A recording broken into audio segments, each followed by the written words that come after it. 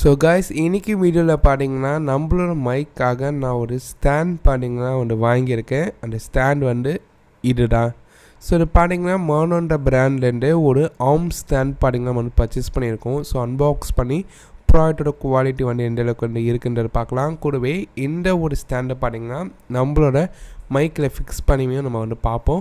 So video பார்க்குறவங்க video ஃபுல்லாக பாருங்கள். இந்த மாதிரி ஆர்ம் ஸ்டாண்ட் வாங்குகிற ஐடியாவில் இருந்தால் வீடியோ கடைசி வரைக்கும் பாருங்கள், உங்களுக்கு யூஸ்ஃபுல்லாக இருக்கும். ஸோ ஃபஸ்ட்டு இந்த ஸ்டாண்ட் பொறுத்த வரைக்கும் பார்த்தீங்கன்னா நிறைய ப்ராண்டில் அவைலபிளாக இருக்குது. நம்ம அந்த மைக்கோட சேம் ப்ராண்டில் பார்த்தீங்கன்னா இந்த ஸ்டாண்ட் நம்ம பர்ச்சேஸ் பண்ணியிருக்கோம். ஸோ பாக்ஸ் பார்த்தீங்கன்னா இந்த மாதிரி நீட்டாக இருக்குது. ப்ராடக்டோட பிக்லாம் கொடுத்துருக்காங்க. அண்ட் நம்மளுக்கு பார்த்தீங்கன்னா மைக்ரோஃபோன் ஆர்ம் ஸ்டாண்டர்டு மென்ஷன் பண்ணியிருக்காங்க.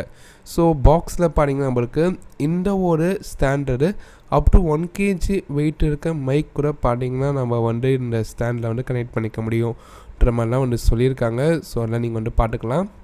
அண்ட் அதுக்கப்புறம் ப்ரைஸிங்கை பொறுத்த வரைக்கும் எம்ஆர்பி பார்த்தீங்கன்னா 999 சொல்லியிருக்காங்க. ஆனால் நீங்கள் அமேசான் ஃப்ளிப்கார்ட்லாம் செக் பண்ணி பார்த்தீங்கன்னா ஒரு 500 600 ப்ரைஸ் ரேஞ்சில் பார்த்தீங்கன்னா நீங்கள் வாங்கிக்க முடியுங்க. ஸோ ஓகே, இப்போ நம்ம அன்பாக்ஸ் பண்ணலாம். ஸோ பாக்ஸ் நம்ம ஓப்பன் பண்ணிடலாம்.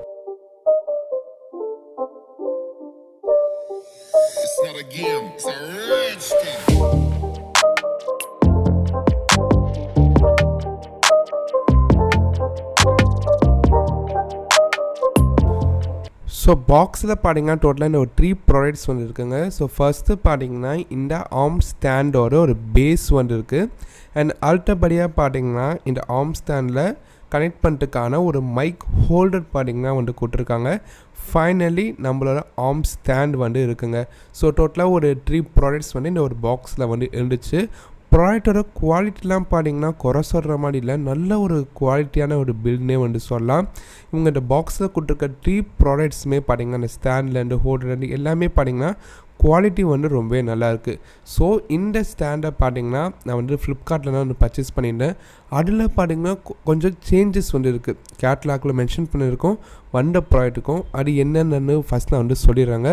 என்னென்னா கேட்லாகில் பார்த்தீங்கன்னா இந்த இடத்துல நம்மளுக்கு எக்ஸ்ட்ராவாக ஒரு அட்ஜஸ்ட்மெண்ட் இருக்குன்ற மாதிரி கேட்லாகில் பார்த்தீங்கன்னா ஃபோட்டோவில் இருக்குது. நீங்கள் பார்க்கலாம், நான் ஜூம் பண்ணி காட்டுறேன். பட் ரியல் ப்ராடக்ட்டில் பார்த்தீங்கன்னா அந்த எக்ஸ்ட்ரா அட்ஜஸ்ட்மெண்ட்டுன்றதே இல்லை. அது நீங்கள் பார்க்கலாம். ஸோ இது ஒரு விஷயம் பார்த்துக்கோங்க.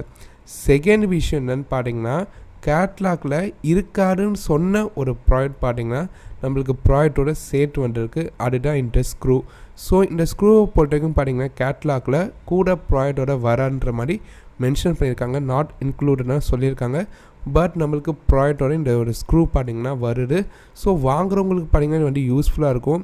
ஒன்று இருக்குதுன்னு சொல்லிட்டு பார்த்தீங்கன்னா இல்லைன்னு சொல்லிட்டு பார்த்தீங்கன்னா இருக்குது. இதை நீங்கள் பார்த்துக்கோங்க. ஆனால் எனக்கு இந்த ஸ்க்ரூ பார்த்தீங்கன்னா ரொம்பவே யூஸ்ஃபுல் தான். ஏன்னா இவங்க கொடுத்துருக்க அந்த ஹோல்டர் பார்த்தீங்கன்னா அதோட மைக் ஹோல்டர் அந்த சிங்கிங் மைக்குக்கெலாம் பார்த்தீங்கன்னா செட் ஆகும்.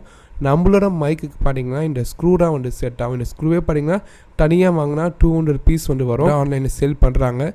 பட் நம்மளுக்கு இந்த ஆர்ம் ஸ்டாண்டோட சேர்த்து வர்றது பார்த்தீங்கன்னா இந்த மாதிரி மைக்கு வச்சுருக்கவங்களுக்கு ரொம்பவே யூஸ்ஃபுல்லாக இருக்கும்.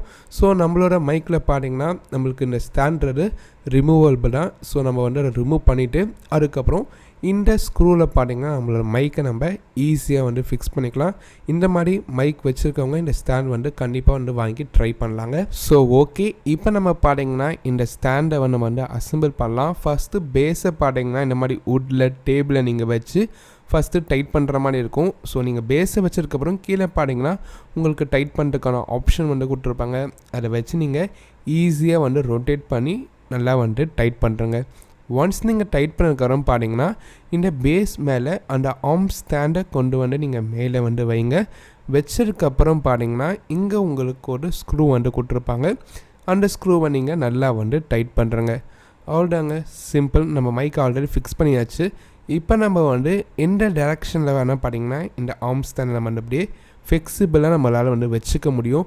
ஸோ மேலே கீழே ஃப்ரண்ட்டில் பேக்கில்ன்ற மாதிரி நம்மளுக்கு இந்த ஆர்ம் ஸ்டாண்ட் பார்த்திங்கன்னா ரொம்பவே யூஸ்ஃபுல்லாக இருக்கும். ஸோ எந்த டைரெக்ஷனில் வேணால் வச்சு மைக்குமே எந்த டைரெக்ஷனில் வேணால் நம்ம வச்சு நம்மளுக்கு ரொம்ப கன்வீனியண்ட்டாக நம்ம பார்த்திங்கன்னா அந்த மைக்கை யூஸ் பண்ணி ஆடியோ ரெக்கார்ட் பண்ணிக்க முடியும். ஓவராலாக பார்த்திங்கன்னா குவாலிட்டி வைஸ் சூப்பராக ப்ராடக்ட் இருக்குது. ப்ராடக்ட்கான பை லிங்க் கீழே டிஸ்கிரிப்ஷன் தரேன், வேணுன்றவங்க வாங்கிக்கோங்க.